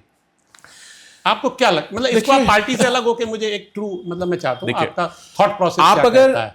आप अगर माननीय राष्ट्रीय अध्यक्ष श्री अखिलेश यादव जी की विचारधारा को देखें और पकड़ने की कोशिश करें, तो जब वो मुख्यमंत्री रहे 5 साल का आपने कार्यकाल देखा होगा, उन्होंने किन चीजों की बात की? उन्होंने एक्सप्रेसवे बनाने की बात की, उन्होंने मेट्रो चलाने की बात की, उन्होंने अस्पताल बनाने की बात की, मेडिकल कॉलेजेस बढ़ाने की, फैलाने की बात की, एमबीबीएस की सीट्स दुगनी करने की बात की, पुलिस के रिक्रूटमेंट की बात की, जो स्कूल कॉलेजेस में टीचर्स नहीं थे उनकी भर्ती की बात की, उन्होंने स्वास्थ्य को बढ़ाने के लिए 102, 108 एम्बुलेंस चलाने की बात की, 1090 की बात की, पुलिस प्रशासन व्यवस्था को डायल 100 देने की बात की। आप यहां से शहीद पर चले जाएं तो आप दाएं बाएं जितना देखेंगे, चाहे उसका नदी का बंदा हो, चाहे रिवर फ्रंट डेवलपमेंट हो, चाहे उसके आगे बढ़िए तो दाहिने हाथ पे आपको पहले एनआईसीयू अस्पताल मिलेगा, फिर कैंसर हॉस्पिटल मिलेगा, फिर डॉक्टर्स हॉस्पिटल मिलेगा, उसके बाद एकाना स्टेडियम मिलेगा, उसके बाद फिर आपको मेदांता मिलेगा, उसके बाद आपको कॉमर्शियल एस्टैब्लिशमेंट्स दो मिलेंगे, पुलिस का हेडक्वार्टर मिलेगा, मेट्रो का एस्टैब्लिशमेंट मिलेगा, जितना है सारा का सारा उनका बनाया हुआ है। आप थोड़ा सा बाएं और चलिए तो आईटी सिटी पे आ जाइए, चक गजरिया पे आ जाइए, अमूल के प्लांट पे आ जाइए, आप पराग के प्लांट पे आ जाइए। तो ये उनका काम करने, आप अगर याद करिए उन्होंने फॉर्मूला, उन्होंने जो नारा दिया था वो दिया था काम बोलता है, इसमें प्रोग्रेसिव डेवलपमेंट एंड असेंट। आज भी उन्होंने नारा दिया, पीडीए को डिफाइन किया है तो प्रोग्रेस डेवलपमेंट असेंट किया है। समाजवादी पार्टी की सोच यही है, माननीय अखिलेश यादव की सोच यही है। आपने सोचा था कि इतना डेवलपमेंट वर्क करने के बाद दो चीजें हैं, ऐसा तो नहीं कि खाली डेवलपमेंट लखनऊ सेंट्रिक रहा इसलिए बाकी ग्रास नहीं, आप कहां, आप मुझे शहर बताइए, आप मुझे जिला बताइए, आप मुझे बांदा की बात करिए, बरेली की बात करिए, बलिया की बात करिए, बुलंदशहर की बात करिए, बाराबंकी की बात करिए, आप पूछे, मैं आपको प्रोजेक्ट बताता हूं। अच्छा, कौन सा, कहां सड़क पे काम हुआ, बिजली पे काम हुआ, पानी पे काम हुआ, हर चीज पे हम लोगों ने काम किया। 2017 में डिसमल परफॉर्मेंस क्यों रही, उसका क्या रीजन आप लोगों ने एनालिसिस किया होगा? देखिए, मैंने नो डाउट आप समाजवादी पार्टी ने, अखिलेश जी ने बहुत सारा डेवलपमेंटल वर्क किया, क्या ये डेवलपमेंट ग्रास रूट लेवल तक नहीं पहुंच पाया इसलिए रहा, या कोई और रीजन रहा जो इतना मतलब एक्सपेक्ट नहीं किया सकती थी इतना डिसमल पर? आपने भी नहीं एक्सपेक्ट किया होगा कि ये क्या कुछ नैरेटिव्स, पॉलिटिकल नैरेटिव्स समझने में आपको भूल हुई उस समय 2017 में? मुझे लगता है आपकी पार्टी को अगेंस्ट, पार्टी का तो मैं नहीं कह सकता, मैं अपना पर्सनल असेसमेंट जो है मैं उस पर कमेंट कर सकता हूं, क्योंकि मैं नहीं कहूंगा कि ये कोई डिफाइंड पार्टी के स्ट्रक्चर पे ये डेफिनेशन और नतीजे निकले हैं। लेकिन जो मेरा अपना असेसमेंट है, जो मुझको लगता है, वो ये लगता है कि जिस तरीके से भारतीय जनता पार्टी ने नफरत के बीज बोए समाज में, और जिस तरीके से उन्होंने विस्पर कैंपेन चलाया, जिस तरीके से देश की मीडिया को उन्होंने फंडिंग करके, प्रमोट करके, सपोर्ट करके, जिस तरीके से एक देश में नैरेटिव बनाया, उत्तर प्रदेश के खिलाफ नैरेटिव बनाया, समाजवादियों के खिलाफ नैरेटिव बनाया, वो और जो साजिशें की उन्होंने, उसकी वजह से हम अपनी बात लोगों तक नहीं पहुंचा पाए। हमें वो मौका नहीं मिला अंत के 2-4-6 महीने जब मेन चुनाव के होते हैं कि लोगों तक जाके और हम अपनी बात उनको पहुंचा सकें, उनको याद दिला सकें कि समाजवादियों ने काम किया, आगे और काम करना चाहते हैं। आप बताइए कौन सी योजना अच्छी थी लैपटॉप से ज्यादा? कन्या विद्याधन से अच्छी कौन सी योजना थी? बच्चों को लैपटॉप देने से ज्यादा अच्छा काम कौन सा हो सकता था? डिजिटल इंफ्रास्ट्रक्चर से अच्छा जोड़ने कौन सा काम हो सकता है? बिल्कुल सही, लेकिन जैसे मैं विधवा पेंशन, जो हमने पेंशन दी समाजवादी, उससे बेटर सपोर्ट क्या हो सकता है? बिल्कुल अच्छी बात है, गवर्नमेंट प्लान्स एंड पॉलिसीज बनाती है, लेकिन उसको एग्जीक्यूशन का काम ऑफिसर्स का होता है, जो स्टेट और सेंट्रल गवर्नमेंट ऑफिसर्स होते हैं।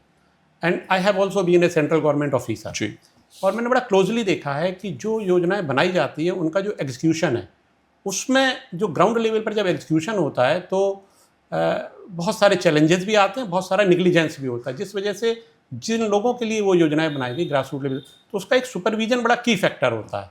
अब सुपरवाइज कौन कर रहा है, ये भी बड़ा एक महत्वपूर्ण प्रश्न होता है पॉलिटिकल सेटअप में जी। आईएएस या डिस्ट्रिक्ट मजिस्ट्रेट को जाके कौन गाइड कर रहा है? तो कहीं एग्जीक्यूशन में ऐसा तो नहीं कि ग्रास रूट लेवल तक चीज़ें ना पहुँची हो? 2017 की बात है, उस पर मैं ठीक ठीक पॉइंट ये है कि किसको नाम दे और किसका वो कहें, लेकिन मैं इतना कह सकता हूं कि पार्टी की जो नीयत थी, जो मुख्यमंत्री जी का तरीका था काम करने का, जो सोचने का, जिस जज्बे से उन्होंने डेवलपमेंट का काम किया, उत्तर प्रदेश को बढ़ाने का, आगे ले जाने का, वो पूरी दुनिया के सामने था और हमने उस नैरेटिव पे काम किया। आज भी हम प्लान डेवलपर एसेंट की बात कर रहे हैं। ये क्या लॉ एंड ऑर्डर सपा के लिए एक बिग चैलेंज है क्या? देखिए, लॉ एंड ऑर्डर एक ऐसे मुद्दा है जिसपे हर सरकार को लगातार रोज काम करना होता है, चाहे कोई भी सरकार हो, आज की हो, कल की थी, आने वाले कल की समाजवादी पार्टी सरकार होगी, उसके लिए निश्चित रूप से लॉ एंड ऑर्डर पे आपको काम करना पड़ेगा। ये मैं कह सकता हूं, राष्ट्रीय अध्यक्ष जी का जितना मैं आज जानता हूं उनको, जितना उनकी बातें सुन करके हम लोगों को लगता है, जो वो कहते हैं, जो हम लोग को इंस्ट्रक्शंस देते हैं, कोई भी हो, किसी भी तरीके का लॉ एंड ऑर्डर में जरा भी ढिलाई बर्दाश्त नहीं की जाएगी, कठोर से कठोर कार्रवाई की जाएगी, रूल ऑफ लॉ सर्वोपरि होगा, उससे उसके सामने चाहे कुछ भी हो, मैं भी कोई काम कर दूंगा, कोई गलती कर दूंगा तो मेरे लिए भी बचाव नहीं है, मेरे लिए भी वो नहीं है, सख्त से सख्त सजा दी जाएगी। आज की तारीख में माननीय राष्ट्रीय अध्यक्ष जी का एक ही मुद्दा है, लॉ एंड ऑर्डर में उत्तर प्रदेश को सबसे ज्यादा अच्छा करेंगे, सबसे ज्यादा ठीक करेंगे, और लॉ एंड ऑर्डर हमारी सबसे बड़ी प्रायोरिटी। चैलेंज है क्या? एक दो तरह के, अभिषेक जी, दो तरह के वोट्स होते हैं। एक फिक्स वोट होता है, आज बसपा का जो वोट है वो कहीं फ्लोट नहीं करता है, वो वहीं है, लेकिन कुछ फ्लोटिंग वोट होता है जो कहीं भी फ्लोट करता रहता है। बहुत सारे लोगों से मैं मिलता हूँ, आई एम नॉट, मैं कोई आरोप नहीं लगा रहा हूँ, पर मैं लोगों, अक्सर लोग ये कहते हैं कि समाजवादी पार्टी के साथ बाकी चीज़ें अच्छी हैं, डेवलपमेंट अच्छा है, अखिलेश जी एक समझदार नेता हैं, पर लॉ एंड ऑर्डर एक बहुत बड़ा मुद्दा रहता है जब समाजवादी पार्टी की गवर्नमेंट आती है। मुझे आज भी याद है 2011 में जब अखिलेश जी को एज ए लीडर प्रोजेक्ट किया जा रहा था समाजवादी पार्टी की तरफ से, तो डीपी सिंह जो पूर्वांचल के, जिन्हें माफिया कहा जाता है, उन्होंने समाजवादी पार्टी में वो आना चाह रहे थे। छोटा सा एग्जाम्पल है, और उन्होंने साफ मना कर दिया था कि हमारी पार्टी में कोई भी इस बैकग्राउंड का व्यक्ति नहीं आएगा, और जिसका ओवरऑल बहुत अच्छा इम्पैक्ट गया था, हर वर्ग के आदमी ने तारीफ की थी, और सबको, और नेताजी ने भी, if I am not wrong, I am may be wrong, Netaji ने भी सबसे पहले जब वो मुख्यमंत्री बने तो ये सलाह दी थी कि सख्ती रखना, लेकिन ऐसा परसेप्शन बना कि कुछ सख्ती कम हुई क्या उस वजह से? मैं सिर्फ इतना कह सकता हूं कि जो उनकी सोच है, हाँ, उसका भी आपने उदाहरण दिया जी, और मैं अगर दूंगा तो ऐसे 10-20-40 उदाहरण दे सकता हूं जी, ठीक, जहां उन्होंने जो भी लॉ एंड ऑर्डर का मुद्दा आया उसके खिलाफ जो कार्रवाई करनी थी, प्रशासन शासन व्यवस्था में जो नियमानुसार जो कानूनी कार्रवाई थी, वो पूरी की पूरी तरीके से उन्होंने की, और उसमें चाहे किसी कोई ऐसा आदमी भी था जो हिट हो रहा है तो उन्होंने ये नहीं देखा कि किसका फायदा है किसका नुकसान है। जो कानून कहता है, जो प्रक्रिया है, उसका पालन करिए, चाहे कोई हो, कितना बड़ा से बड़ा आदमी हो। आज की तारीख में वही फोकस उनका आज भी है। 2027 में आपको देखने को मिलेगा लॉ एंड ऑर्डर सबसे बड़ा मुद्दा होगा हम लोगों के लिए काम करने का, और जिस तरीके से भारतीय जनता पार्टी की सरकार ने पिछले 10 साल में उत्तर प्रदेश पुलिस को बर्बाद करने का काम किया है, चाहे रिसोर्सेज न देने की बात हो, चाहे प्रमोशंस न होने की बात हो, रिक्रूटमेंट न होने की बात हो, कोई पेपर ऐसा नहीं हुआ पुलिस का या किसी दूसरे विभाग का जो आज तक लीक ना हुआ हो, जिसमें 2-4 10-20 लोग जेल न गए हो इनके। तो मैं आपसे, ये सारी चीजें बंद होंगी एक रेगुलराइज सिस्टम से, ईमानदारी से, तरीके से लॉ एंड ऑर्डर को ठीक करने पे, और कानून की जो प्रक्रिया है, रूल ऑफ लॉ जो है, उसको स्टैब्लिश करने पे समाजवादी पार्टी, मतलब बुलडोजर लेके नहीं निकला जाएगा। अब ये तो सुप्रीम कोर्ट कह रहा है कि आप बुलडोजर लेके नहीं निकल सकते, हाफ एनकाउंटर की बात नहीं होगी। आप बताइए, सुप्रीम कोर्ट और हाई कोर्ट को ये कहना पड़ रहा है कि उत्तर प्रदेश के किसी भी जिले में लॉ एंड ऑर्डर नहीं है। कोर्ट का ऑब्जर्वेशन है, सुप्रीम कोर्ट का ऑब्जर्वेशन है। मतलब मैं क्या कहूं इसमें, आप जिस तरीके से इन लोगों ने किया है, पुलिस वालों को तो क्रिमिनल बनाने का काम कर दिया इन्होंने। आज जिन लोगों ने हाफ एनकाउंटर और फुल एनकाउंटर की जो अभी आपने सवाल पूछा, अगर वो सच है, और अगर कोर्ट, जैसे हम लोगों ने बहुत सारे वीडियोस देखे हैं उसके, किस तरीके से उसको पहले गोली मार दी, बाद में उसको फोटो वो खिंचवा रहे थे पुलिस वालों के, कितने वीडियो लीक हुए जो सोशल मीडिया पर आपने देखे, अगर वो वीडियोस जेन्युइन है तो उस केस में मैं, जब सुप्रीम कोर्ट और हाई कोर्ट कह रहे हैं, उस पर सवाल उठा रहे हैं, तो इनकी क्या जांच नहीं होगी? जांच होगी, और जांच होगी तो अगर किसी ने गलती की है, कानून का उल्लंघन किया है, किसी के पैर में, किसी के सीने पे, किसी के हाथ में गलत गोली मारी है, वो भी किसी का बच्चा होगा, किसी की बेटी होगी, किसी का पति होगा, किसी का भाई होगा, किसी का दोस्त होगा, किसी का बेटा होगा। अगर आपको अधिकार नहीं कोई किसी को गोली मार दीजिए, मुझको और आपको अधिकार नहीं कोई दे सकता, पुलिस वाले को अधिकार नहीं कोई किसी को गोली मार दे, ये कोर्ट का काम है। अगर किया है तो निश्चित रूप से कार्रवाई होगी, और जो कानून में प्रदत्त कार्रवाई होगी वो हमें नहीं करनी, कोर्ट देगा वो। अभी हाल ही में आप लोगों ने एक मूवमेंट चलाया, विजन इंडिया जी, बहुत अच्छा मूवमेंट है और Thank जिसमें you. Plan develop and ascent की बात की गई है। थोड़ा सा कैसे ये कंसेप्चुलाइज हुआ और थोड़ा सा इस पर आप मैंने कहा कैसे इसका दिमाग में आया, इसका किसने कंसेप्चुलाइजेशन, मतलब it's good. Thank you, I appreciate that. इसका कंसेप्चुलाइजेशन आज का नहीं है, हमारी सरकार में भी आप देखेंगे तो यही कंसेप्चुलाइजेशन था। न्यूट्रिशन मिशन कंसेप्चुलाइज हुआ, 1090 कंसेप्चुलाइज हुआ, 108 102 कंसेप्चुलाइज हुआ, डायल 100 कंसेप्चुलाइज हुआ, हम जनेश्वर मिश्रा पार्क कंसेप्चुलाइज हुआ। नैरेटिव को खत्म करने के लिए तो ये नहीं किया गया। कहां खत्म हो रहा है, ये तो उसी को बढ़ाया जा रहा है। अच्छा, सेम नैरेटिव आप देखिए, उसपे भी पीडीए ही लिखा होता है। हाँ, वो पीडीए लिखा है। तो सेम नैरेटिव, मैंने कहा ना उसमें कोई कॉन्ट्रडिक्शन नहीं है। हम गरीब आदमी को, चाहे वो पिछड़ा हो, दलित हो, अल्पसंख्यक हो, चाहे अगड़ा हो, चाहे आदि आबादी को, चाहे आदिवासी हो, मानने वाला हो, न मानने वाला हो, बौद्ध हो, सिख हो, ईसाई हो, जैन हो, किसी भी धर्म से आता हो, हिंदू हो, मुसलमान हो, किसी भी धर्म से आता हो, हम उसके लिए प्लान करना चाहते हैं कि वो डेवलप करे और उसके माध्यम से वो, उसका परिवार और पूरा देश और समाज असेंट करे। यही फॉर्मूला है, इसमें कहीं कॉन्ट्रडिक्शन है कहां से ये क्या, किसकी तो ये राष्ट्रीय अध्यक्ष जी की सोच आज की नहीं है, बहुत पहले की है। अच्छा, अब हमारा, क्योंकि हम चाहते हैं कि देश में जो धर्म के और जाति की चर्चा हो रही है उसके अलावा मुद्दों की भी चर्चा हो जाए। तो स्टार्टअप्स की बात है, आर्टिफिशियल इंटेलिजेंस की बात है, हेल्थ की बात है, एजुकेशन की बात है, ऑरेंज इकोनॉमी की बात है, लोगों को जोड़ने की बात है, स्वास्थ्य की बात है, महिलाओं के बच्चियों की बात है।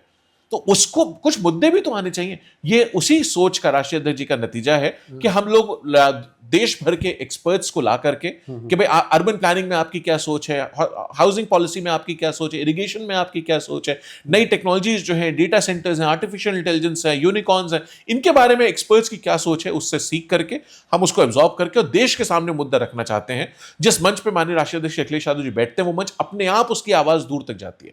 तो विजन इंडिया का सबसे बड़ा फायदा यह है कि हम जो मुद्दे उठा रहे हैं वो बहुत दूर तक जा रहे हैं, उसके माध्यम से लोग सेंसिटाइज हो रहे हैं और हमें भी कुछ सीखने का मौका मिलता है। अभी 17 जनवरी 2026 को भुवनेश्वर में जी आपका जो विजन इंडिया का मूवमेंट हुआ था, उसमें होलिस्टिक हेल्थ की बात की गई। Absolutely, and excellent initiative, thank you, I appreciate that. Thank you.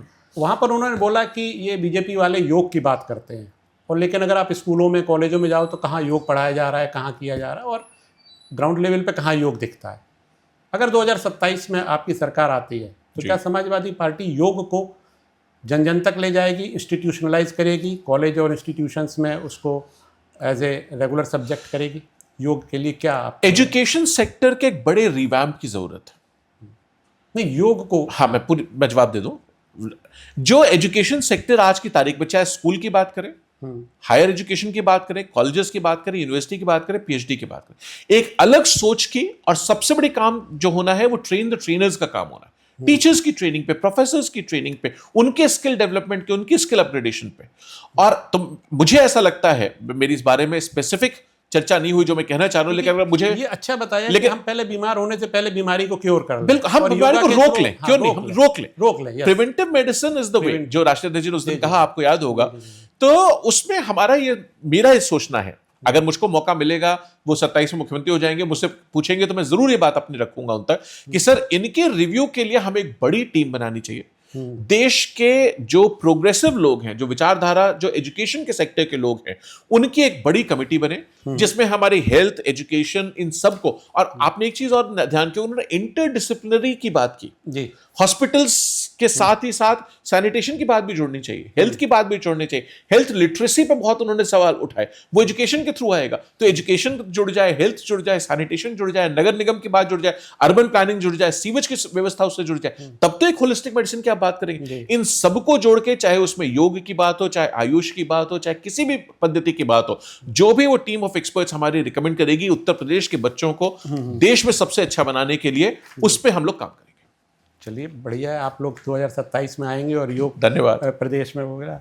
अभी मैं एक स्टेटमेंट देख रहा था, जो ऑल इंडिया MIM है, अच्छा, जो असदुद्दीन ओवैसी जी की पार्टी है, उसने बिहार में जो चुनाव हुआ उसमें 5 सीट विधानसभा में जीती। उसके बाद जो महाराष्ट्र का भी म्यूनिसिपल कॉरपोरेशन का चुनाव हुआ, उसमें उन्होंने 125 सीट जीती। That was a sizable amount. आपकी पार्टी के जो नेता थे, क्या कहते हैं, वारिस पठान जो MIM के नेता हैं, उन्होंने ये बोला है कि मतलब हमने जो नवाब मलिक हैं, आपके जो सपा के नेता हैं, उनको हमने पूरी तरह से बम्बई से ख़त्म कर दिया है। अभी हाल ही में उनका 3 दिन पहले फिर बयान आया है ओवैसी जी का कि अब हम उत्तर प्रदेश पर टारगेट कर रहे हैं, उत्तर प्रदेश पर फोकस कर रहे हैं। हो सकता है आपने ये स्टेटमेंट ना देखा हो, ना पढ़ा हो, लेकिन अगर उनका ये स्टेटमेंट है तो आपको क्या कोई चैलेंज लगता है? जिस तरह से MIM अपनी पकड़ बना रही है उत्तर प्रदेश में, जो PDA में A पार्ट है, उसके लिए आपको कोई चैलेंज लगता है? और लगता है तो शेयर करें, या क्या? देखिए, मैं मान सकता हूँ, हो सकता है आपके सामने से स्टेटमेंट हाँ, ना गुजरे नहीं है, हो, बट डजंट मैटर। वो महत्वपूर्ण, आपने सवाल पूछा तो मैं जवाब दूंगा इसका, कि कोई भी पॉलिटिकल पार्टी है, इस देश के संविधान ने उसको अधिकार दिया है कि वो कहीं भी जाए, अपनी बात लोगों तक रखे और चुनाव लड़ ले। ये अधिकार तो सबको है, मेरे कहने से तो मना नहीं हो जाएगा जी। ना मैं रोकने वाला कौन होता हूं? तो और जिसका भी मन हो वही क्यों, हिंदुस्तान की जितनी पार्टियां हो, सबको अगर मन करता हो, उनकी नीतियों में सूट करता हो और उनको लगता हो कि जीत सकते हैं, भाई आपको सवाल ये उठाना चाहिए कि जहां ये लोग रहने वाले हैं, जहां से राजनीति कर रहे हैं कई पीढ़ियों से, वहां कितनी सीटें जीतते हैं। एक शहर छोड़ दें अगर, तो शहर के बाहर कितनी सीटें जीतते हैं, और वो शहर भी क्यों जीतते हैं, किसकी मदद से जीतते हैं, किसकी बी टीम बनकर के जीतते हैं, किसकी सी टीम बनकर के जीतते हैं, ये पूरा हिंदुस्तान जानता है। हैदराबाद तो पूरा ही जानता है। आप कभी हैदराबाद चले जाइएगा, किसी से पूछ लीजिएगा, नहीं तो आप जाइएगा, पूछिएगा, बता देंगे किसकी बी टीम है, किसकी सी टीम है। लेकिन आपके सवाल का जवाब सीधा है, जिसका मन हो, ये देश का संविधान उसको अधिकार देता, आए चुनाव लड़े, हम अपनी बात लेकर के, अपनी पॉलिसी, अपना नेता, अपनी नियत, अपनी सच्चाई, अपनी अच्छाई लेकर के लोगों के बीच जाएंगे, समाजवादी पार्टी के नाम पे वोट मांगेंगे, हमें सिर्फ उससे मतलब है, वो हमारा एजेंडा वही है। एक मेरा क्वेश्चन ये है आपसे कि जनरल कैटेगरी को, समाजवादी पार्टी को वोट क्यों देना चाहिए, या जिसको हम सवर्ण बोलते हैं? देखिए, मैं तो प्रिंसिपली ये जो टर्मिनोलॉजीज हैं, जो नोमेनक्लेचर्स हैं, दलित, पिछड़ा, सवर्ण, ये मुझे तो गलत ही लगते हैं। मैं आपको टू बी वेरी फ्रैंक, क्यों? क्योंकि जब भी आप किसी को एक नाम से बुलाने लगते हैं, वो उसकी आइडेंटिटी क्रिएट करने लगता है, तो वो तो बुलाना ही गलत है। पर फिर भी आज के जो इन्वायरमेंट में चल रहा है, सवर्ण समाज को समाजवादी पार्टी को वोट क्यों देना चाहिए, और स्पेशली आप ब्राह्मण परिवार से आते हैं, अब ब्राह्मणों को क्यों देना चाहिए? देखिए, मैं तो हमेशा कहता हूं सबको देना चाहिए, क्योंकि आपको, और खासकर ब्राह्मणों को देना चाहिए। उसका, ब्राह्मणों का तो मैं साफ आपको कह सकता हूं, मैंने आपसे कहा ना, पीडीए का मतलब पंडित अभिषेक मिश्रा मानता हूं मैं तो। हाँ। लेकिन ब्राह्मणों को इसलिए देना चाहिए क्योंकि ब्राह्मण से बड़ा समाजवादी कोई है ही नहीं। अच्छा। ब्राह्मण की जो विचारधारा है, ब्राह्मण की जो सोच है, ब्राह्मण की जो अपब्रिंगिंग है, ब्राह्मण को घर परिवार में जो सिखाया जाता है, पढ़ाया जाता है, बड़ा होता है जिस भावना से, वो हमारे आपके घरों में, मतलब एटलीस्ट मैं अपनी बात की कह सकता हूं कि धर्म और जाति की बात होती नहीं है। हमारे यहाँ जो शुरू से हमको सिखाया जाता है, वो सिखाया जाता है कि सर्वे भवन्तु सुखिनः सर्वे सन्तु निरामया सर्वे भद्राणि पश्यन्तु मा कश्चित् दुःखभाग् भवेत्। दूसरे के दुख में दुखी होना और दूसरे को सुखी बनाना, दूसरे की अच्छाई की कामना करना, दूसरे के प्रति मंगल भावना रखना, दूसरे के अच्छाई में उसके परिवार आगे बढ़ जाए, ये भावना करना, दूसरे के लिए पूजा करना, दूसरे के लिए प्रार्थना करना और ईश्वर से कुछ मांगना, ये तो हमारे आपके संस्कृति और पद्धति का हिस्सा रहा है। शिक्षा और दीक्षा, ये दो तो ब्राह्मण का सबसे बड़ी पहचान रही। ब्राह्मण से बड़ा कोई समाजवादी नहीं है। तो मैं तो ब्राह्मण को तो निश्चित रूप से देना चाहिए। समाजवादी पार्टी में आज ब्राह्मण लीडरशिप कहां पर है? अरे हम लोग नहीं है क्या? आपको तो कौन नहीं है? आप बताइए। माननीय Mata Prasad Pandey ji leader of opposition है, राष्ट्रीय अध्यक्ष जी ने अपना पद छोड़ा, अपनी कुर्सी छोड़ी, तो माननीय माता प्रसाद पांडे जी को दी। इससे बड़ा सम्मान क्या दे सकते थे भाई? जिस कुर्सी पे स्वयं बैठते थे, जब वो कुर्सी छोड़ी उन्होंने, तो माननीय माता प्रसाद पांडे जी को दी। हम जैसे लोगों को हम राजनीति में लाना, टिकट देना, लड़ाना, विधायक बनाना, कैबिनेट मंत्री बनाना और सम्मान देना, अपने साथ रखना, देखिए सबसे बड़ी बात क्या होती है? सम्मान देना। आज है तो आज भी लोग हैं, ऐसा नहीं आज की सरकार में ब्राह्मण मंत्री नहीं और बाकी पदों पे नहीं है। सम्मान किसी का हो, उनसे मत पूछना, जनता से पूछ लीजिएगा जाकर के, घर के बाहर निकलिएगा और पूछिएगा आज जो सरकार उत्तर प्रदेश में चल रही है, क्या वो ब्राह्मणों का सम्मान करता है? तो वो बटुकों की चोटी पकड़ करके और धोती खींचते हुए आपकी फोटो दिखा देगा। इस सरकार ने यहां पहुंचा दी व्यवस्था हमारी और आपकी। बटुकों की चोटी खींच रहे, बटुकों की चोटी नहीं खींचनी चाहिए थे, नहीं खींचनी चाहिए थी, और धोती नहीं खींचनी चाहिए थी। कोई बात नहीं, वक्त आएगा, जवाब मिलेगा। अहंकार किसी का नहीं चलता, अहंकार रावण का नहीं चलाया। और ब्राह्मण की आप बात कर रहे हैं, ब्राह्मण वो था जिसने जब श्री रामचरितमानस लिखी तो उसने रावण को गलत लिखा, जबकि वो ब्राह्मण था। तो ये हमारा आपका संस्कार है। समाजवादी पार्टी का ही वोटर है, रहेगा, और जितना सम्मान समाजवादी पार्टी दे सकती है कोई नहीं देगा, इसका मेरा ये वादा मैं भी कर सकता हूं पार्टी की तरफ से। और अगर कभी सम्मान पे कोई सवाल आया तो कोई कुर्बानी, कोई कीमत देने से हम लोग पीछे नहीं हटेंगे। शिवपाल जी ने भी एक बयान दिया था कि अगर ब्राह्मण हमें वोट करते हैं, आते हैं, तो उनका पूरा सम्मान होगा और उनको बिल्कुल बिल्कुल। माननीय शिवपाल जी ने कहा, माननीय राष्ट्रीय अध्यक्ष जी ने कहा, अखिलेश जी ने कहा, सबने कहा आए, जुड़े, हमारे साथ दें, हम सम्मान भी देंगे, ताकत भी देंगे। मैं तो कहता हूं आपको, हम लोग उदाहरण है, हमें सम्मान भी मिलता है, ताकत भी मिलती है। ब्राह्मण के लिए सम्मान सर्वोपरि है। अपमान सह करके मुझे तो विश्वास नहीं होता कि जो लोग खुद ही अपने समाज के नाम पे संगठन चला रहे हैं, उसके कार्यक्रम करते हैं, उन्होंने ब्राह्मण विधायकों और उनके ऊपर कमेंट किया, और उनमें से 50 लोग थे, जितना मैंने अखबार में पढ़ा, हो सकता है 40 रहे, 55 रहे, मैं नहीं जानता, उनमें से किसी की हिम्मत नहीं पलट के जवाब देते। अरे आप पलट के जवाब देते, आपका कोई क्या बिगाड़ लेगा? जो भाग्य में लिखवा के आदमी आया है, हम लोग उस धर्म में पैदा हुए, ये मानते हैं कि जो देगा भोलेनाथ देंगे, दूसरे किसी में ताकत नहीं जो हमारा कुछ ले ले और कोई हमसे हमारा बिगाड़ ले। अखिलेश जी में कोई दो ऐसी क्वालिटी जो उनको कंटेम्प्रेरी लीडर से अलग लगती है? आप चूंकि बड़ा क्लोजली बहुत सारी दो बता दीजिए। मैंने कहा ना, एक तो ही इज वेरी पॉजिटिव। अच्छा, बहुत पॉजिटिव है, अच्छे व्यक्तिगत लेवल पे बहुत अच्छे इंसान है, सबसे बड़ी चीज उनके साथ है। हाँ। और दूसरा डेवलपमेंट ओरिएंटेड है। अच्छा, आप कहीं वो देखेंगे, कोई चीज देखेंगे, मैं आपको उदाहरण दे सकता हूं। हम लोग अमेरिका गए विजिट पे, सरकारी विजिट पे, वहां राष्ट्रीय अध्यक्ष जी को कोई ब्रिज देखा, कोई उन्होंने लाइट देखी, कोई उन्होंने पार्क में कुर्सी लगी देखी, रिवर फ्रंट डेवलपमेंट देखा, साइकिल की पार्क देखी, किसी जगह पे उन्होंने साइकिल स्टैंड्स देखे, कहीं साइकिल पाथवेज देखे। उन सब को ला करके उनके मन में ये चलता है, ये लखनऊ में कर दो, ये बाराबंकी में कर दो, ये आजमगढ़ में बना दो, ये बलिया में बना दो, ये बुलंदशहर में बना दो, ये पीलीभीत में बना दो, ये बरेली में बना दो। ऐसा हुआ कि ये दो चीजें बहुत उनके साथ हैं। आपने जब फर्स्ट टाइम ऐसा, आपको कुछ याद आता है कि जब उन्होंने कुछ ऐसा नैरेटिव किया हो और आपको लगा अरे यार राजनीतिक भी ऐसे लोग, मतलब राजनेता? बहुत सारी घटनाएं, बहुत सारी। मैं आपको कितनी गिनाऊं? मैंने लखनऊ ऐसा इंसिडेंट, मैं आपको बता रहा हूं, लखनऊ उत्तर विधानसभा में की बात करूं मैं आपको, सरकार बनी थी, हम लोगों को जीतने का मौका मिल गया, राष्ट्रीय अध्यक्ष जी ने हम लोग को मंत्री बना दिया और हमें काम करने का मौका मिल गया। क्षेत्र में गए, क्षेत्र में मैंने कहा भाई सबसे बड़ी दिक्कत ट्रैफिक जाम की थी। मैंने उनसे कहा, मैंने सर हमें फ्लाईओवर और उसकी जरूरत है। बोले अच्छा कितने चाहते हो? मैं आप मुख्यमंत्री से कहिए कि भाई मुझे क्षेत्र के लिए आप फ्लाईओवर दे दीजिए। हाँ। तो आप ये उम्मीद नहीं करते हो कितने चाहते हो? वो कहता अच्छा कोई एक बता दो, वो भी एक भी अप्रूव हो जाए तो बड़ी बात होती है भाई। आदमी से कोशिश, लोग पुलिया बनवाने और सड़क 2 किलोमीटर बनवाने के लिए परेशान रहते हैं। तो उन्होंने मुझसे पूछा कितने चाहते हो? मैंने कहा सर बहुत चाहिए क्षेत्र में। तो बोले कितने चाहते हो बोलो ना, बताओ ना, तुमने होमवर्क किया है, कॉन्स्टिट्यूंसी पता है तुमको? तो अब तो तुम एक एक कदम पैदल चलो, एक लखनऊ उत्तर विधानसभा का एक एक कदम, एक एक गली मैंने उस चुनाव से पहले आंक रखी थी, एक एक क्षेत्र मुझको पता था उनका। मैंने कहा हाँ सर मुझे पता है। बोले कितने चाहते हो बताओ? मैं से 3 दे दीजिए। बोले कहां चाहते हो? तो मैंने उनको 3 लोकेशन बताई।